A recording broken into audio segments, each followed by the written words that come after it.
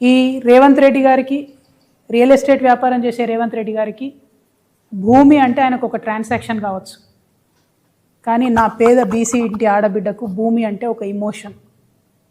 నా పేద దళితులకు భూమి అంటే ఒక ఇమోషన్. నా ఆదివాసీలకు భూమి అంటే పంచ ప్రాణం. వదిలిపెట్టి ఉండలేరు, అడవిని వదిలిపెట్టి, భూమిని వదిలిపెట్టి. ఆ విషయం అర్థమవుతలేదు రేవంత్ రెడ్డి గారికి. మానవత్వం అన్నది పరిపాలనలో లోపించింది. అందుకే నేను బలంగా నమ్ముతా ఉన్నా, భూమి పంపిణీ జరగాల్సిందే.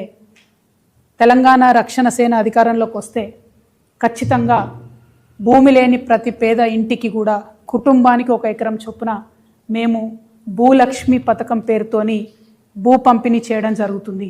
నేనే అధికారంలోకి వచ్చేదాకా ఆగాలి, అప్పటి వరకు పేదలు పేదగా ఉండాలి అనట్లే.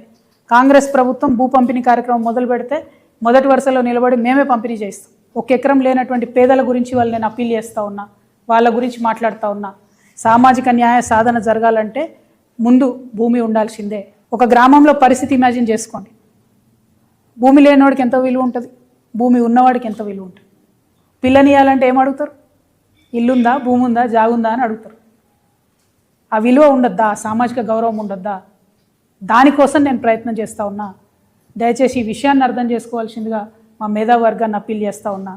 నేను సామాజిక న్యాయం జరగాలి తెలంగాణలో అంటే అది పొలిటికల్ స్లోగన్ కాదు, విప్లవాత్మకమైన గుణాత్మకమైన మార్పు కోసమే తెలంగాణ రక్షణ సేన ముందొచ్చింది.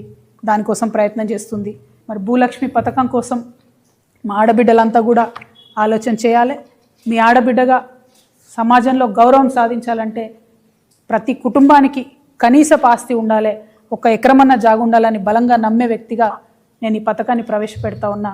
మీ అందరి సంపూర్ణ మద్దతు, ఆశీర్వాదం తెలంగాణ రక్షణ సేనకు ఉంటుందని చెప్పి భావిస్తున్నా. నిజంగా 1 సెకండ్ ఆలోచిద్దాం. యాజ్ హ్యూమన్ బీయింగ్స్, 1 అర్ధ గజం భూమి ఉంటే, 1 గుంట భూమి ఉంటే ఎంత కాన్ఫిడెన్స్ ఉంటుంది. నేను ఉట్టిగా నిర్ణయం తీసుకోలేదండి. దాదాపు 2 నుంచి 3 వేల మంది మహిళలతో ఇంటరాక్ట్ అయ్యి, పేద మధ్యతరగతి అగ్రవర్ణాల్లో ఉన్న పేదవాళ్ళతో అందరితో ఇంటరాక్ట్ అయిన తర్వాత వాళ్ళు అడిగిన నేను ఏం కావాలి అంటే, మేము రేపు చచ్చిపోతే మమ్మల్ని ఏడగాలేయాలి, 6 అడుగుల భూమి లేదు మాకు అని బాధపడుతున్న పరిస్థితి నేను చూసిన. అట్లా అనేకమైన అంశాలు చూసిన తర్వాత, చాలా రిపోర్ట్ స్టడీ చేసిన తర్వాత, ల్యాండ్ అవైలబిలిటీ చెక్ చేసిన తర్వాత, పాసిబిలిటీ చెక్ చేసిన తర్వాత మాత్రమే నేను ఈ ప్రపోజల్ పెడతా ఉన్నాను. 1 ఏకర్ 1 ఫ్యామిలీ ఇవ్వగలుగుతాం. ఉంది ల్యాండ్, ఇచ్చే మనసు ఉండాలి. రేపు మేము వచ్చిన తర్వాత పరిపాలన అమ్మ మనసుతో జరుగుతుంది కాబట్టి అందరికీ కూడా, పేదవారందరికీ ఖచ్చితంగా దొరుకుతుంది. ఎందుకంటే గౌరవం ఇవ్వాలి, గౌరవం రావాలి అంటే ల్యాండ్ ఓనర్షిప్ ఉండాల్సిందే. అది ఇవ్వాలంటే కూడా మనకు నచ్చినా నచ్చపోయినా భూమి లేనో తీరు చూస్తారు, భూమి ఉన్నో తీరు చూస్తారు. అది ఊర్లో అయినా, సిటీలో అయినా, ఎక్కడైనా విలువ అనేటటువంటిది, సామాజిక విలువ అనేది ఆస్తిపాస్తులతో చూస్తారు.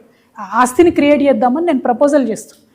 గవర్నమెంట్ ముందు, ప్రజల ముందు, మేధావుల ముందు ఈ ప్రపోజల్ పెడుతున్నాను. మా పార్టీ నుంచి ఈ అంశాన్ని సీరియస్గా తీసుకుంటాం. రేపటి నాడు అధికారంలోకి వచ్చినాక దాన్ని అమలు చేస్తామనే మాట ఇస్తా ఉన్నా తెలంగాణ సమాజానికి.